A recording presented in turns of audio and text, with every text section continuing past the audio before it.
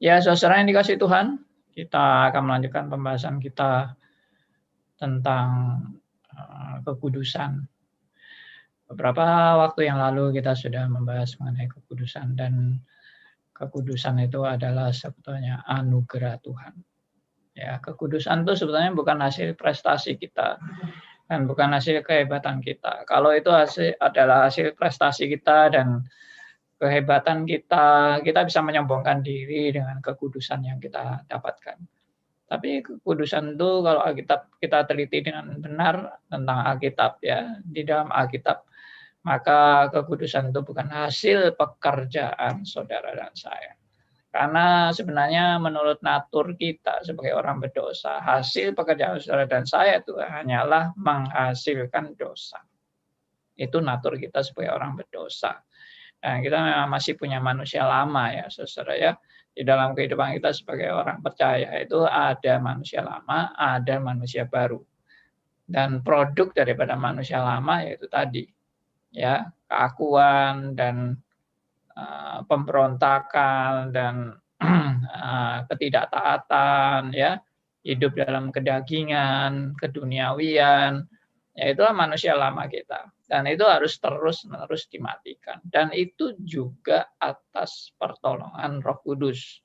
Itu bukan hasil kita, itu bukan kehebatan kita atau perjuangan kita. Sehingga ya itu tadi saya bilang, kalau itu adalah hasil kita, itu kita bisa menyombongkan diri di hadapan Tuhan dan kita bisa merasa, wah ini hasilku Tuhan, aku patut dipuji oleh Tuhan, dan aku patut dihargai oleh Tuhan, dan aku patut mendapat ya istilahnya bagianku begitu, ya, bagian karena hasil jerih payahku. Sama sekali tidak, ya. Sebetulnya kalau kita mau lihat akarnya, dari akarnya, ya, kita ini hidup kan bisa hidup percaya itu dari mana? Saudara dan saya bisa percaya dari mana? Ya dari Tuhan kan, bukan dari kemampuan kita untuk bisa percaya. Karena apa? Kita dari mati rohani, kita dari buta rohani, kemudian dicelikkan, disadarkan. Jadi kalau bukan pekerjaan Roh Kudus yang mencelikkan saudara dan saya, ya kita akan tetap buta selama-lamanya. Kita tidak akan bisa melihat kebenaran yang sungguh-sungguh kebenaran yang daripada Tuhan. Jadi yang mengubah hidup kita siapa? Ya Tuhan. Yang menyadarkan kita siapa? Ya Tuhan. Yang menginsyafkan kita bahwa kita orang berdosa siapa? Ya Roh Kudus. Ya. Nah, itu jelas sekali Alkitab memaparkan semuanya ini. Dan setelah kita ini ada ajaran yang mengatakan begini, setelah kita memang diubahkan Tuhan, ya itu semua anugerah Tuhan, Tuhan menyelamatkan kita itu juga anugerah Tuhan.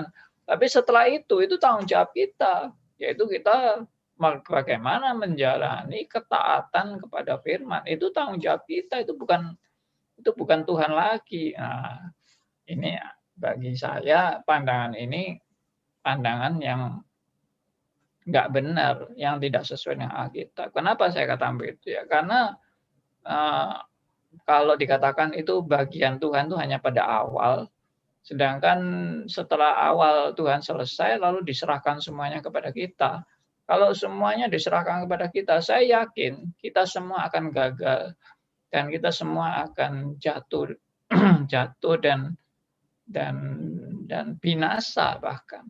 Kenapa? Karena kita tidak mungkin bisa kuat untuk menghadapi segala pencobaan, tantangan, godaan, ya daripada iblis, ya, dan hawa nafsu kedagingan kita sendiri kalau Tuhan itu tidak menyertai kita. Nah itu. Jadi poinnya itu terletak kepada kalau sudah awal, ya, step awalnya itu adalah Tuhan mati bagi kita, Tuhan memberi anugerah keselamatan bagi kita, dan kita dicelikkan sehingga kita mau percaya kepada Kristus, ya. Lalu yang berikutnya ini kalau bagi kita, kalau kita ini bisa sampai setia dan bisa apa ini untuk taat kepada firman-Nya, ya, dengan penuh kerinduan dan kesungguhan, itu juga karena pemeliharaan Roh Kudus. Ya, dengan kata lain itu adalah providensia Allah. Jadi anugerah Allah bukan hanya pada awal saja, tapi anugerah Allah selama kita sekarang menjalani hidup, ya, setelah diselamatkan dan kita sekarang menjalani hidup selanjutnya, itu pun adalah karena anugerah Allah yang terus memelihara saudara dan saya. Ini tema penting pemeliharaan Allah ini, ya. Kalau saudara dan saya tidak dalam pemeliharaan Allah, saudara dan saya juga semuanya sudah hancur berantakan. Karena siapa yang sanggup melawan kuasa si jahat? Nggak ada yang sanggup. Ya, saudara dan saya ini penuh dengan kelemahan. Manusia yang sangat terbatas. Ada orang-orang yang merasa kuat. Saya bisa, jangan cengeng terus. Jangan minta Tuhan pelihara terus. Kita sanggup, kita bisa, kita punya kekuatan. Orang seperti itu adalah orang yang sudah dikelabui oleh si setan. Di mana dia merasa dia yang bisa, dia yang sanggup, dia yang menjaga kekudusan. Dan memang seolah-olah dia berhasil sekali, hebat sekali, hidupnya penuh dengan kekudusan, kedisiplinan, ya, kerohanian yang hebat, ya, dan ketaatan pada firman, lalu menjaga kegiatan-kegiatan ibadah yang luar biasa, ya, berdoa, ya, ada persekutuan, kemudian ada pembesukan, kemudian ada pemahaman Alkitab. Wah, semua rohani dia sangat luar biasa, ya, rajin luar biasa, ya, taat luar biasa, saleh luar biasa. Dan dia sangat membanggakan hasil kerja keras dia dan usaha dia dan kebolehan dia. Tapi dia lupa bahwa semua ini adalah karena pemeliharaan Allah, providensia Allah. Ya, orang seperti ini sudah orang yang arogan, orang yang sombong, orang merasa diri begitu hebat, begitu kudus, begitu berhasil, ya, begitu suci di hadapan Tuhan. Justru ini yang nggak benar. Kita tidak pernah mengajarkan saudara dan saya bisa menyombongkan diri di hadapan Allah dan merasa diri kita hebat dan berhasil dalam prestasi-prestasi kekudusan yang kita capai. Ya, kita bilang apa? Kita bilang kita semua ini semata-mata hanya bergantung kepada Allah. Tanpa Tuhan memelihara, menjaga kita, menuntun kita, membimbing kita, ya, kita pasti udah habis. Karena kondisi kita ini kalau digambarkan dalam Alkitab itu kondisi kritis, saudara. Kondisi saudara dan saya ini kondisi kritis. Ya, kritisnya bagaimana? Kita dikatakan seperti domba di tengah-tengah serigala. Gambaran kita domba di tengah-tengah serigala itu sudah gambaran yang amat mengerikan, kan? Tidak usah domba di tengah serigala. Satu domba berhadapan dengan satu serigala. Udah kritis. Dan pasti habis. Kenapa? Domba itu lemah. Domba itu tidak punya tanduk untuk melawan. Ya, domba itu udah pokoknya tanpa gembala habis deh domba itu.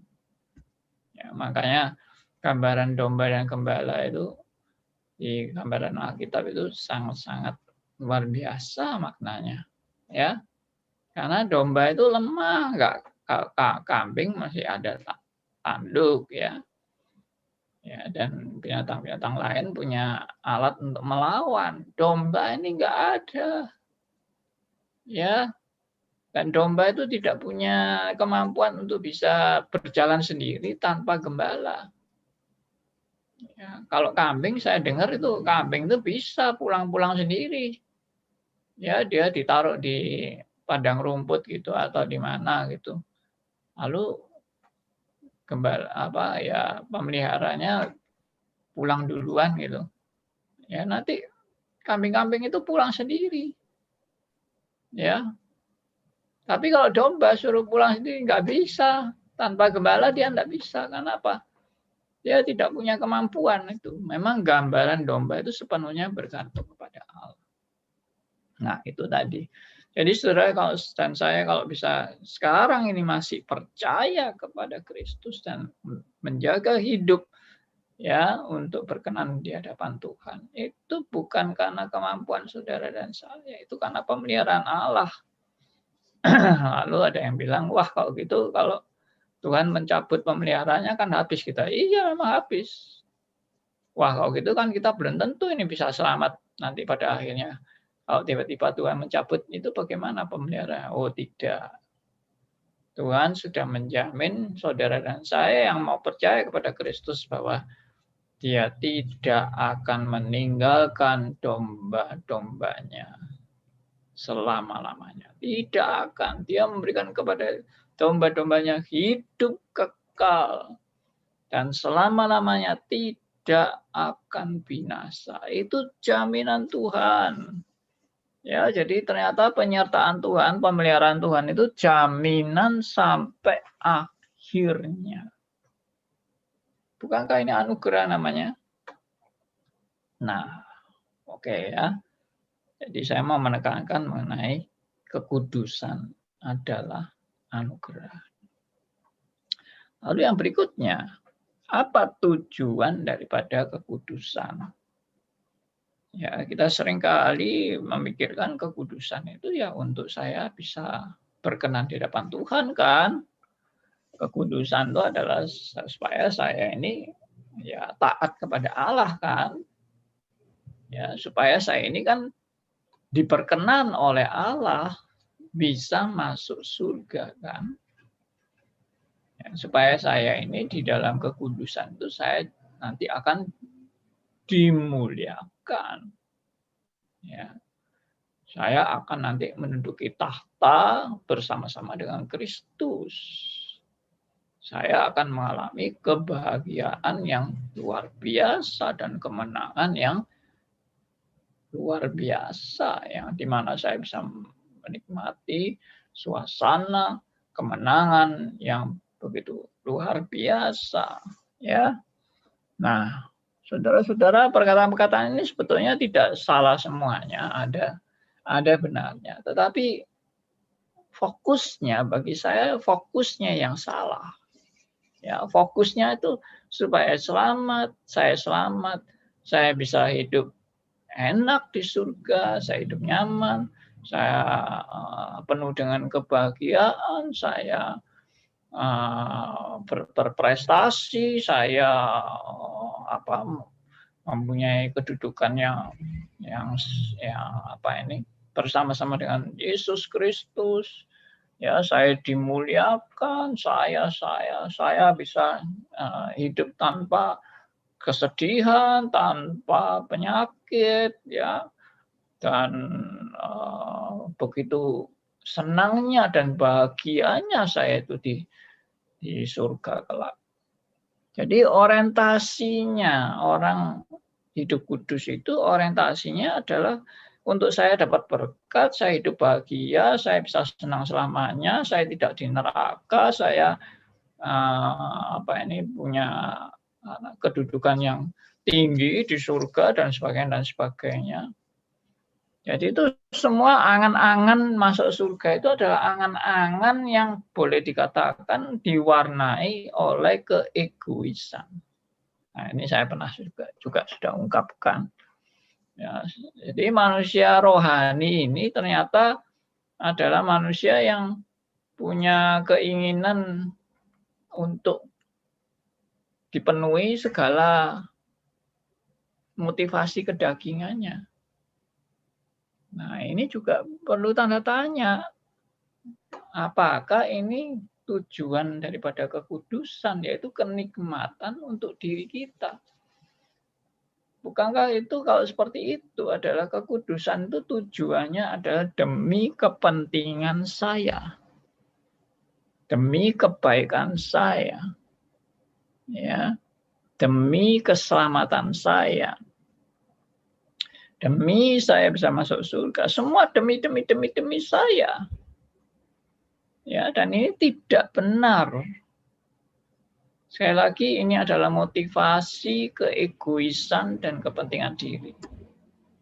Nah, Tuhan itu mau mendidik saudara dan saya untuk kita sadar hidup sebagai orang percaya. Orientasinya tidak lagi hidup untuk kepentingan diri sendiri.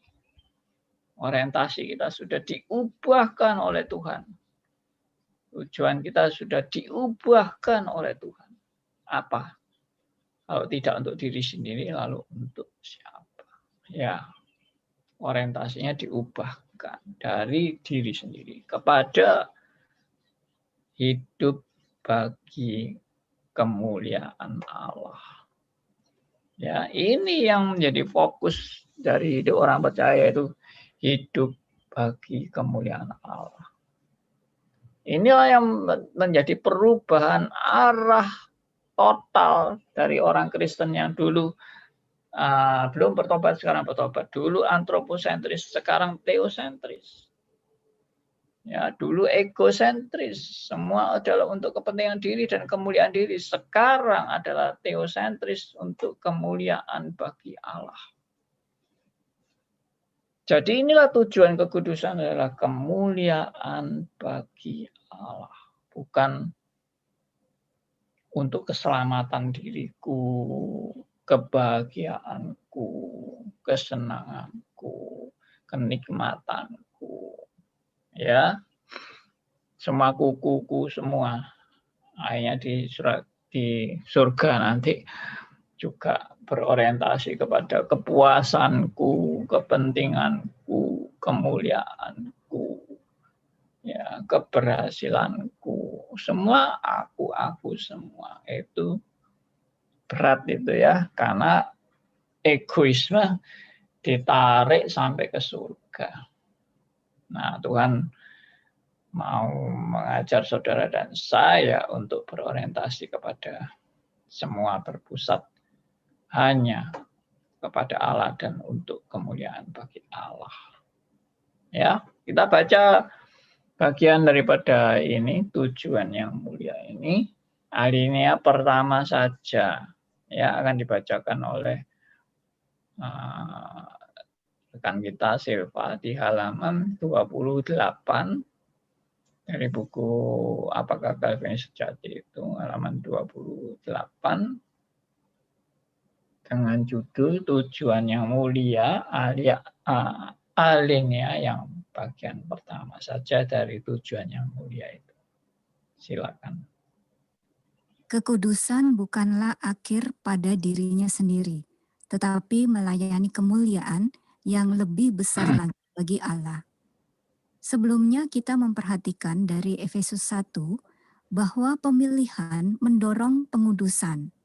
Pada perikop yang sama, Rasul Paulus melanjutkan dengan mengatakan, kami yang dari semula ditentukan, supaya kami yang sebelumnya telah menaruh harapan pada Kristus, boleh menjadi puji-pujian bagi kemuliaannya.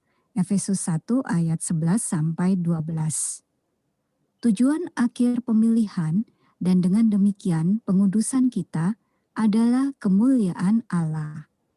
Tokoh Puritan Thomas Brooke menulis, tujuan dari ketaatan yang mengikuti keselamatan adalah kemuliaan ilahi. Tujuan dari jiwa yang taat dalam doa dan puji-pujian, dalam berbicara dan berjalan, dalam memberi dan menerima, dalam hidup dan bekerja adalah kemuliaan ilahi.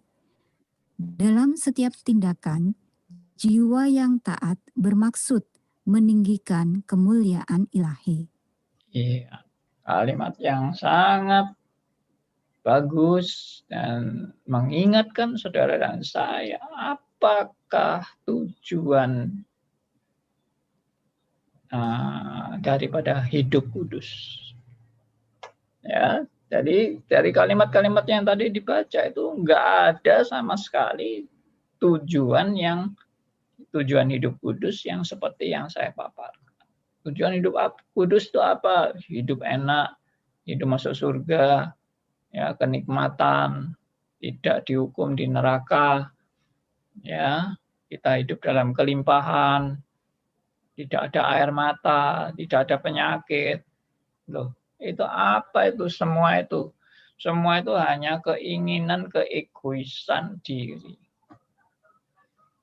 Tapi Tuhan mengatakan kepada saudara dan saya, tujuan daripada kekudusan yang sebenarnya adalah bukan saudara hidup enak-enak, bukan saudara hidup hanya menikmati untuk kepentingan Anda, tapi adalah kemuliaan bagi Allah. Ya, saya ulangi, kemuliaan bagi Allah. Dan itu tidak bisa digantikan oleh yang lain. Kemuliaan yang dari Allah ini tidak bisa digantikan oleh yang lain. Karena apa? Karena itu memang satu-satunya fokus bagi hidup orang percaya. Ya, bagi saudara dan saya sebagai orang percaya, fokus kita adalah hidup bagi kemuliaan Allah. Loh, berarti tidak boleh hidup untuk kepentingan diri. Loh, bukan boleh, nggak boleh. Ini masalah kesadaran apa yang seharusnya dan apa yang merupakan hasil pekerjaan Roh Kudus. Kalau hasil pekerjaan Roh Kudus itu orientasinya kepada keakuan, kepentingan diri, kemuliaan diri, yaitu saya curiga itu pasti bukan Roh Kudus. Jadi kalau Anda tidak evaluasi diri dan Anda ternyata hanya mencari untuk kehormatan diri, kepentingan diri, kemuliaan diri, keegoisan, itu Anda sudah tidak sejalur dengan pimpinan Roh Kudus. Anda ini nggak sadar dengan Anda berpikir seperti itu menunjukkan bahwa Anda itu Anda itu tidak peka terhadap diri sendiri dan Anda tidak sadar bahwa Anda sudah mulai menyeleweng dari jalan Tuhan. Maka kalau ada kalimat-kalimat seperti ini di buku Calvinis Sejati itu sangat-sangat bagus. Ya, Calvinis itu sudah difitnah habis-habisan dengan mengatakan bahwa ajaran Calvinis itu tidak mengajarkan hidup kudus sama sekali. Karena semua kan anugerah, semua pemberian dari Tuhan, tidak ada usaha kita, ya sudah. Ya, jadi orang Kristen tuh ya enggak usah susah-susah berbuat yang wah untuk kemuliaan Tuhan apa enggak usah, sudah apa adanya aja toh Tuhan nanti kasih keselamatan. Nah, itu bukan hati orang yang diubahkan oleh Tuhan. Hati orang yang diubahkan oleh Tuhan tuh hatinya penuh dengan kerinduan dan kesungguhan untuk mau memuliakan Allah dan mentaati firman-Nya dalam kehidupannya dan memuliakan Tuhan dalam seluruh hidupnya. Ya itu ada dorongan dari dalam, itu bukan paksaan, itu bukan formalitas, tapi itu adalah benar-benar dari hati yang terdalam untuk mengejar hidup untuk hidup kudus untuk kemuliaan bagi Allah. Jadi mengejar hidup kudus itu penting nggak? Ya jelas penting lah. Calvin difitnah bahwa gara-gara ajaran anugerah maka tidak perlu hidup kudus. Yang perlu adalah kita dalam anugerah Tuhan, puji Tuhan, haleluya. Tanpa usaha kita diselamatkan. Wah, ini menyenangkan sekali. Mari kita menikmati hidup ini dengan bersenang-senang. Ini kabar baik bahwa tanpa usaha kita sudah diselamatkan Tuhan. Ya sudah, akhirnya hidup sembarangan, seenaknya, mengumbar-umbar nafsu karena semua dalam Tuhan. Semua pemeliharaan Tuhan ini bukan usaha kita. Nah, jadi Calvin dituduh gara-gara ajaran anugerah menyebabkan banyak orang Kristen tidak hidup kudus. Jadi Calvin ini difitnah bahwa kalau kita mengikuti ajaran Calvin, akhirnya kita hidup berkanjang dalam dosa. Wah, itu fitnah yang kejam, fitnah yang jahat, karena menuduh Calvin dengan jelas-jelas tidak ada dasarnya. Apakah anugerah itu mengakibatkan kedagingan? Apakah ajaran tentang anugerah itu menyebabkan kita tidak punya kesadaran tanggung jawab? Saya yakin 100% tidak. Tapi kalau manusia lalu membaca bukunya Reform, buku John Calvin dan sebagainya, lalu hasilnya adalah kemudian tambah males, hasilnya tidak bertanggung jawab, hasilnya hidup sembarangan, kacau balau, dan tidak memuliakan Allah. Ya itu bukan salah doktrinnya, itu salah manusia yang meresponi.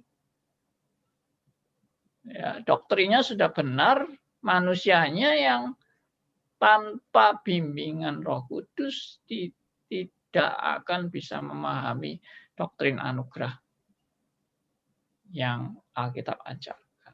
Sehingga yaitu tadi, malah reaksinya adalah reaksi yang keliru.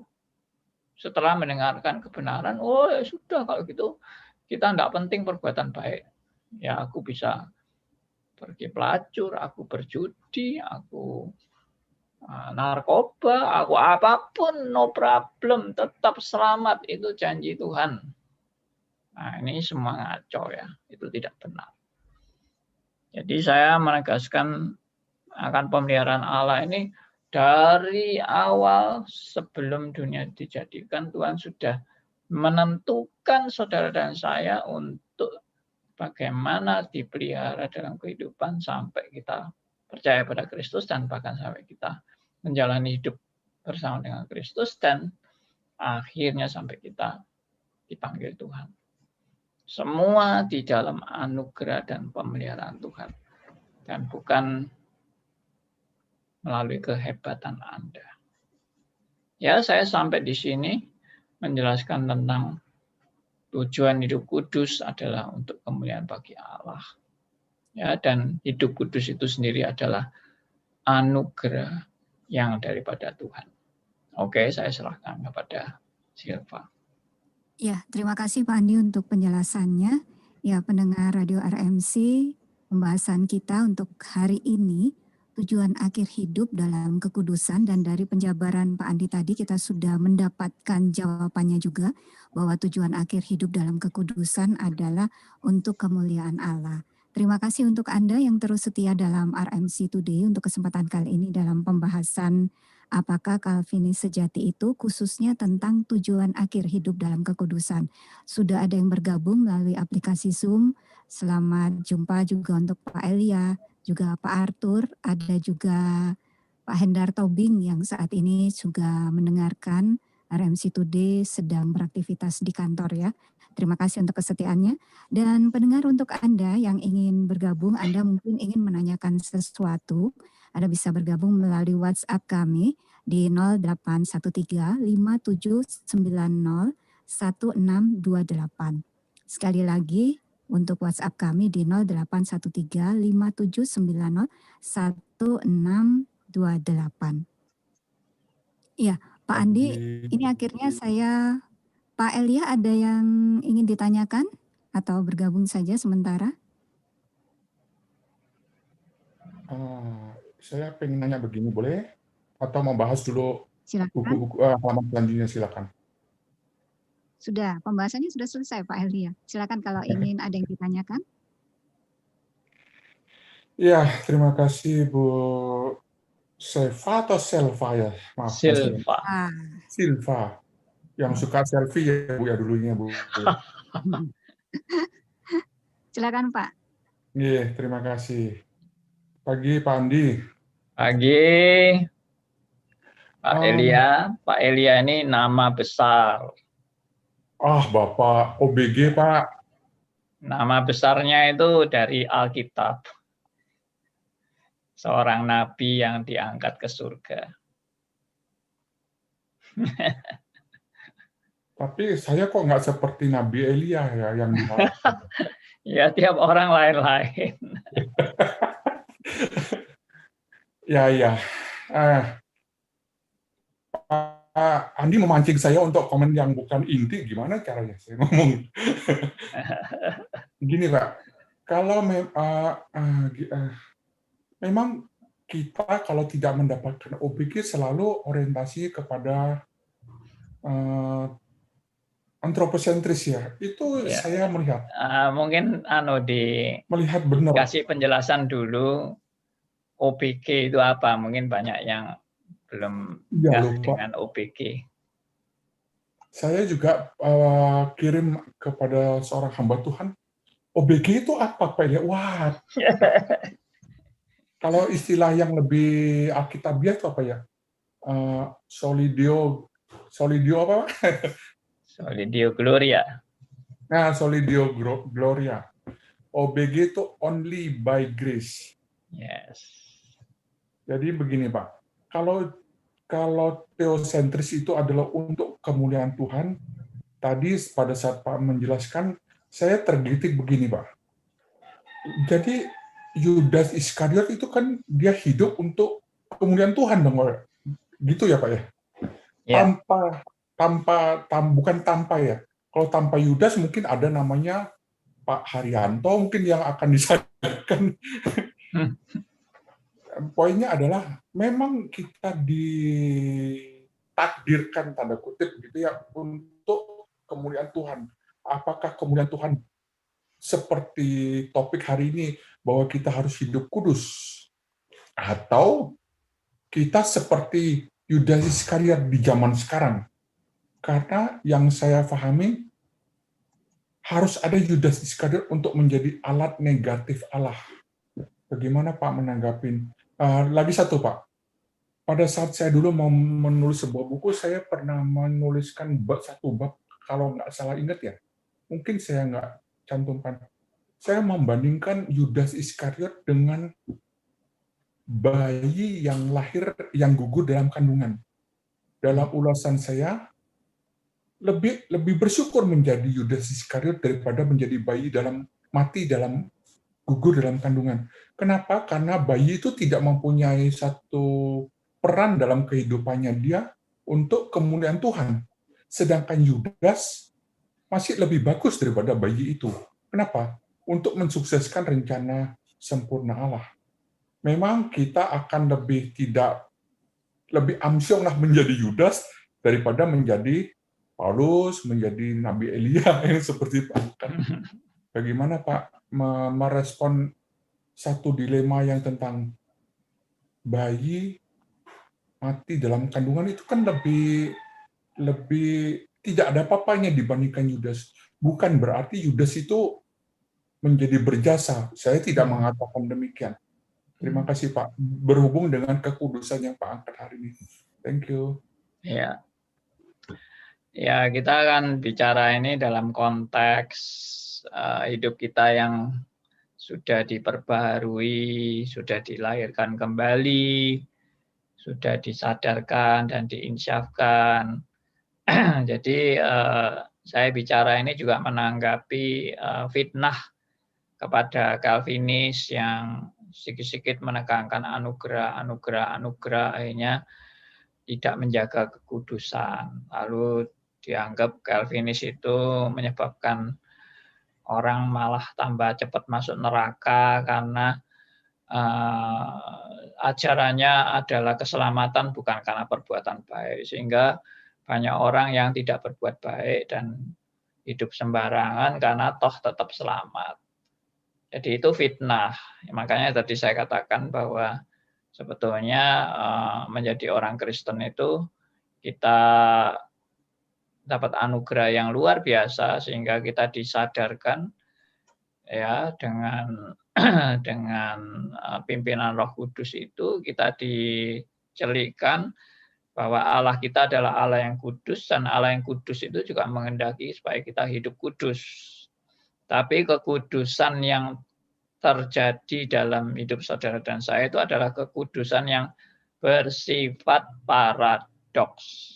Ya, bersifat paradoks. Jadi bukan kekudusan yang murni-murni benar-benar kudus, yang tanpa cacat, tanpa kelemahan, tanpa kekurangan, itu tidak mungkin. Ya, karena saudara dan saya tetap masih ada manusia lama yang berdosa. Sehingga kekudusan kita ini bukan model kekudusan orang-orang yang perfeksionis. Ya, orang-orang perfeksionis itu mengajarkan kekudusan kita ini kekudusan yang harus tanpa cacat, harus tanpa kelemahan, tanpa kekurangan, ya, tanpa dosa. Akhirnya mereka menjadi orang-orang munafik yang pura-pura saleh, pura-pura hidup sempurna, sudah sempurna, padahal mana ada manusia yang benar-benar 100% saleh, 100% sempurna, 100% tidak ada cacat, tidak ada kelemahan, omong kosong. Itu sudah kena tipu muslihat iblis.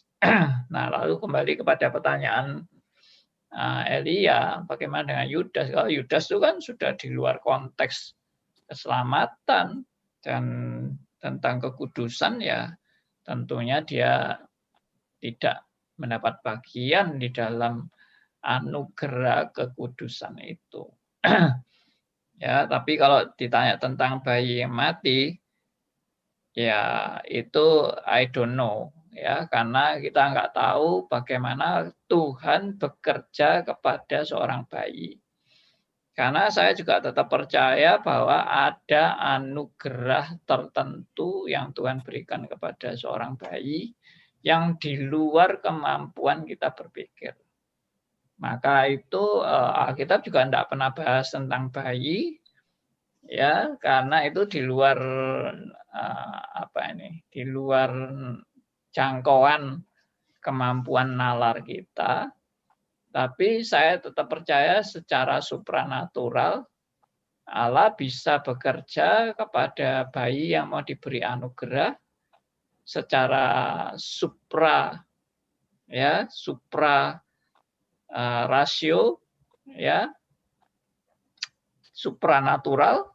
Jadi Tuhan bisa bekerja, tapi I don't know bagaimana cara bekerjanya karena itu sudah di luar kemampuan nalar kita yang normal ini.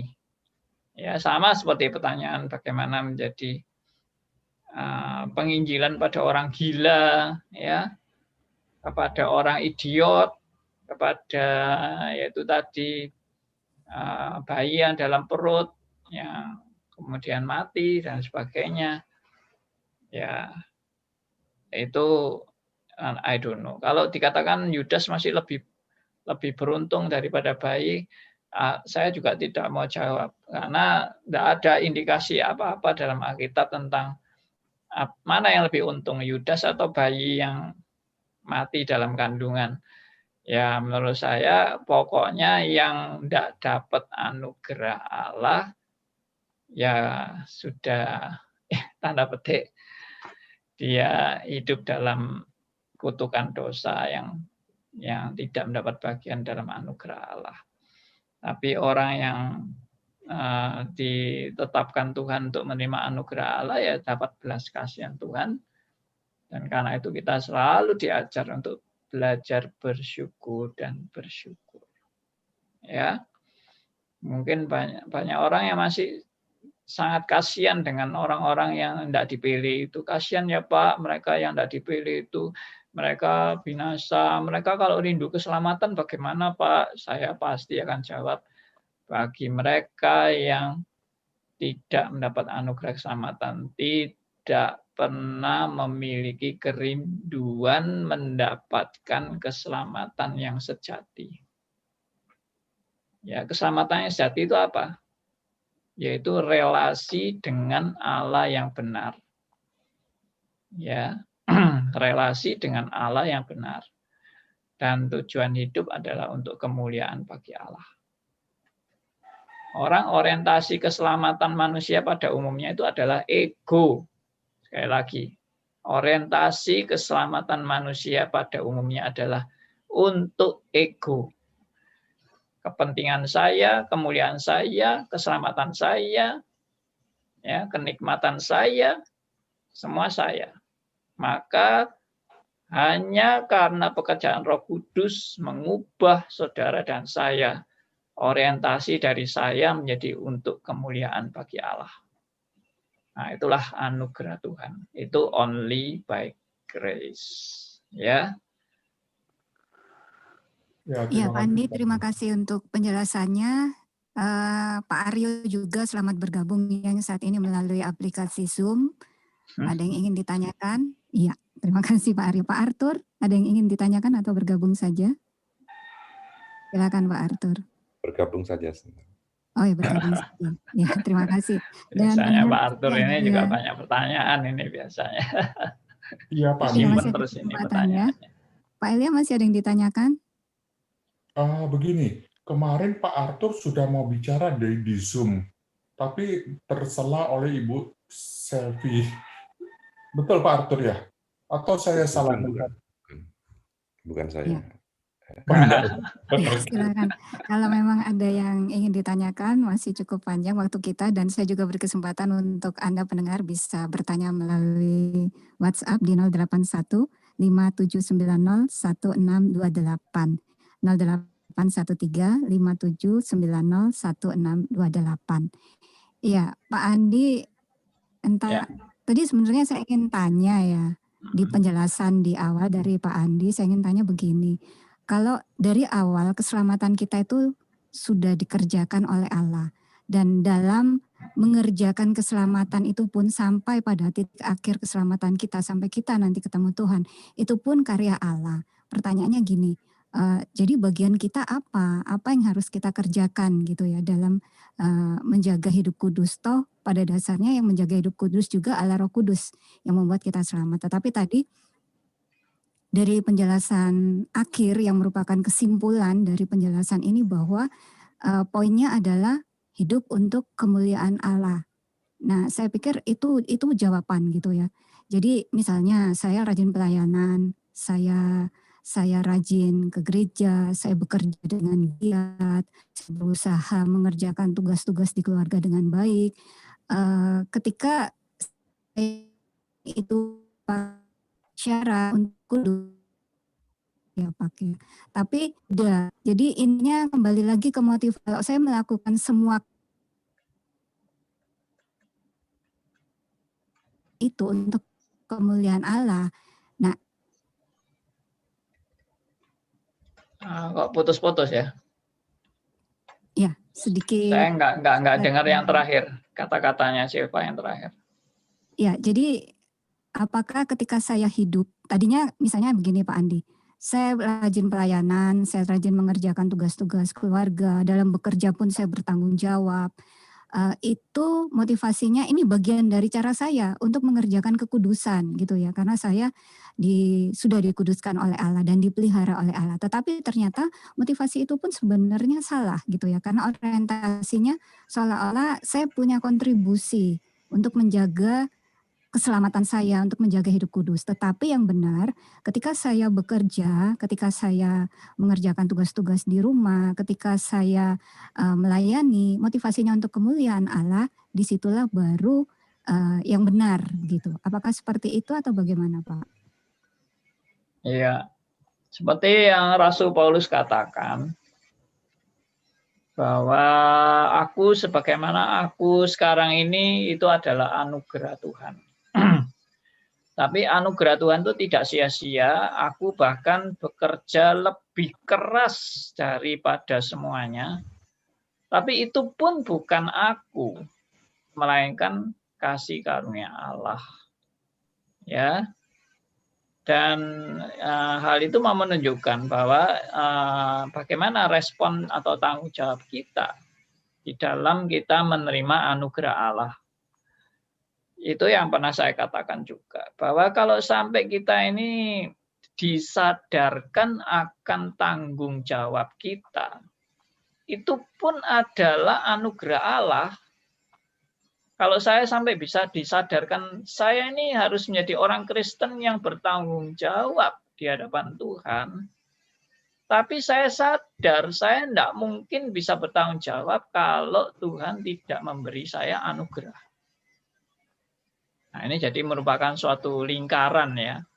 Lingkaran yang berputar terus, dalam arti antara anugerah dan tanggung jawab itu merupakan lingkaran yang terus-menerus berputar. Jadi anugerah Allah itu yang menyadarkan saya harus bertanggung jawab, dan saya bertanggung jawab itu saya juga sadar tanpa pertolongan anugerah Allah saya tidak mungkin bisa bertanggung jawab. Dan tanggung jawab saya ini adalah semata-mata bersumber ya dari anugerah Allah lagi. Jadi dari anugerah menjadi tanggung jawab kembali kepada anugerah lagi. Dan itu tidak pernah selesai seumur hidup saya. Dan saya sadar, saya sebetulnya aslinya itu tidak mungkin mampu bertanggung jawab. Dan sekarang ini pun saya tidak mampu bertanggung jawab. Tapi Tuhan yang menyadarkan saya bagaimana saya ini sudah menerima anugerah Tuhan yang luar biasa. Tuhan menggerakkan saya untuk mau bekerja yang terbaik untuk kemuliaan bagi Allah. Nah, siapa yang menyadarkan bahwa saya mau bekerja yang terbaik untuk kemuliaan bagi Allah? Yang menyadarkan juga Roh Kudus juga. Akhirnya makanya tidak ada sedikit pun yang saya bisa banggakan dari diri saya. Tidak ada, karena yang mimpin otak saya ini, sampai otak saya bisa menyadari kebenaran itu juga dari Tuhan kok. Ya, ini bukan fatalisme dan ini bukan hyper Calvinism. Kalau hyper Calvinism itu Anda tidak perlu bertanggung jawab. Itu. Pokoknya semua anugerah Allah, semua anugerah Allah. Ya sudah, istilahnya pasrah bongkoan aja begitu kan. Ya, takdirisme dan sebagainya. Oke, silakan. Pandi, saya mau mempertajam pertanyaan Ibu Selvi. Orang yang anti dengan anugerah, doktrin anugerah yang menjadi tolak hidup manusia, dia akan satu ke fatalisme. Oke, itu sudah biasa dianggap. Dan yang kedua adalah, kalau gitu kita robot dong, Pak. Bagaimana Pak menanggapi kita robot, Pak? Itu keberatan hati nurani mereka yang saya tuh sulit sekali untuk masuk kepada penjelasan gitu loh, Pak. Gimana Pak? Saya punya kunci penjelasan untuk tuduhan robot. Ya. Robot itu pertama tidak punya kesadaran dari diri sendiri. Maksudnya kesadaran diri itu tidak ada. Itu robot. Dan semua sudah diprogram dengan otomatis. Tapi satu ciri pekerjaan Roh Kudus adalah justru menginsyafkan kita. Alias dengan kata lain, pekerjaan Roh Kudus itu memulihkan kesadaran yang seharusnya. Ya, memulihkan kesadaran yang seharusnya. Kesadaran apa? Kesadaran bahwa kita orang berdosa. Kesadaran bahwa kita tidak layak. Kesadaran bahwa semua hanya anugerah Allah. Kesadaran bahwa tanpa anugerah Allah, saya pasti binasa. Nah, itu kesadaran-kesadaran itu pasti bukan robot dong. Ya, kalau robot itu tidak ada kesadarannya. Anda melakukan itu semua dengan otomatis. Nah, ini jawaban untuk orang-orang yang menuduh robot itu. Yang ketiga, Pak, mumpung ya. Bagaimana kalau gitu kita diberikan akal budi tidak berfungsi dong, Pak? Bagaimana kita menjawab mereka? Yes, sama jawabannya. Justru pekerjaan Roh Kudus memperbarui akal budi kita. Jadi kesadaran itu tadi itu melalui pembaruan akal budi. Ya, kalau dalam bahasa Inggris renewing your mind. Ya, itu di Roma 12 ayat 2. Ya, supaya kamu semua dibaharui, mengalami pembaruan budimu. Ya, jangan serupa dengan dunia ini, tapi berubahlah oleh pembaruan budimu. Roma 12 ayat 2. Dan itu pekerjaan Roh Kudus. Jadi bukan tanpa akal budi, justru akal budi yang istilahnya tanda petik dinormalkan. Yaitu tadi saya pakai istilah kesadaran yang seharusnya. Ini akal budi yang dinormalkan. Dinormalkan itu artinya berfungsi sebagaimana seharusnya. Ya, akal budi kita ini istilahnya diinsyafkan, disadarkan bahwa kita ini tidak mungkin bisa hidup tanpa anugerah Allah, tanpa penyertaan Allah, tanpa pemeliharaannya. Nah, itu tidak mungkin. Kalau semua sudah penjelasan itu kita berikan, ternyata dia juga menolak, berarti dia tidak dapat anugerah ya Pak ya? Begitu aja ya? Iya. Ya, itu namanya keras kepala, ya toh. Ya, tapi begini, saya percaya kalau dia anak Tuhan, suatu saat Tuhan akan menyadarkan dan menginsafkan dia. Manusia itu memang selalu ada gengsinya lah. Jadi dia kalau punya pandangan yang mungkin berbeda dengan kita, kalau dikasih tahu mungkin tidak mau langsung terima. Tapi siapa tahu kita doakan aja. Siapa tahu nanti dia di rumah sendirian, dia mikir-mikir, Roh Kudus bekerja, dia merenungkan dan dia mendapat pencerahan yang daripada Tuhan. Siapa tahu, who knows, nggak ada yang tahu. Karena ya Tuhan bisa bekerja kepada siapa saja yang Tuhan mau. Ya.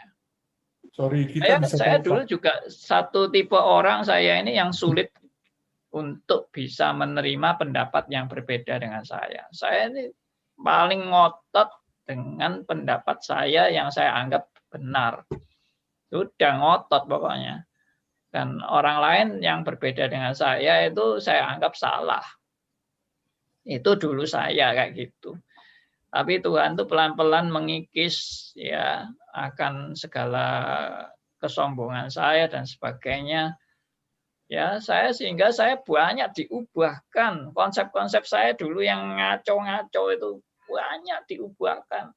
Dan ini saya sadar benar ini bukan hasil saya. Kalau hasil saya pasti ngotot itu tadi. Ya. Oke, thank you, Pak. Ya. Terima kasih Pak Elia untuk pertanyaannya. Dan pendengar, untuk Anda yang ingin menanyakan sesuatu silahkan juga, tetapi kita tidak bisa live lagi ya karena memang sudah terbatas waktu. Pak Andi, silahkan bisa menyimpulkan seluruh pembahasan untuk hari ini. Ya, baik. Ya, kembali ke bahan tadi yang dibacakan oleh Silva. Jadi saya melihat bahwa Calvinisme ini seringkali dicurigai tidak serius bicara soal kekudusan. Dan orang Arminian lebih mengejar kekudusan daripada seorang Calvinis. Nah, itu salah besar. Itu adalah fitnahan, itu ada tuduhan yang salah. Karena justru ya seorang Calvinis yang sejati itu malah disadarkan oleh Roh Kudus bagaimana dia harus betul-betul berjuang, hidup berjuang, tentunya dalam pimpinan dan anugerah Tuhan untuk hidup kudus di hadapan Allah. Tapi ada tapinya, hidup kudus yang disertai dengan pengertian yang paradoks. Ya, paradoks. Artinya seperti yang saya pernah ungkapkan, mengejar hidup kudus adalah makin menyadari hidup kita yang tidak layak di hadapan Allah. Ya, makin dekat dengan Tuhan, saya makin dibukakan borok-borok dosa saya. Itu adalah pekerjaan Roh Kudus justru. Orang yang justru jauh dari anugerah Allah adalah orang yang makin merasa dirinya begitu kudus. Merasa dirinya begitu berhasil di dalam prestasi mengejar kekudusan untuk bisa layak diterima oleh Allah.